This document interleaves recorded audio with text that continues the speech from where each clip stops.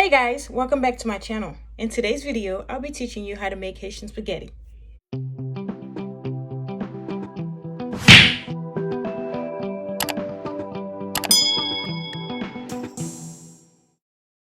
For our ingredients and utensils today, we'll be using 1 large pot, a pasta fork, 1 red bell pepper, 1 green bell pepper, onion, thyme, parsley, garlic, salt, oil, shrimp, 4 whole cloves, and 2 bouillon cubes. We're going to start by adding 16 cups of water into a pot with 4 tablespoons of salt, 3 tablespoons of oil. Clean and cut a garlic in half and add them to the pot and put it to boil.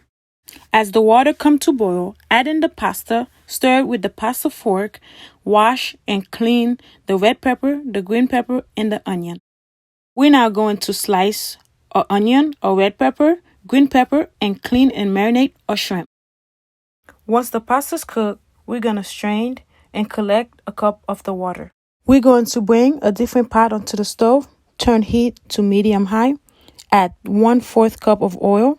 As the oil starts to sizzling, add your green pepper, red pepper, thyme, parsley, and your 4 cloves. As your green pepper and red pepper and thyme start frying, we're going to add in a tomato paste and stir. As the tomato paste starts frying, we're going to add a bouillon cube and half of the pasta water. Keep stirring until it looks like this. We're now going to add in our pasta and stir.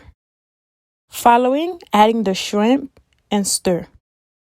For the last step, we're going to add our onion and stir. And the finished product should look like this.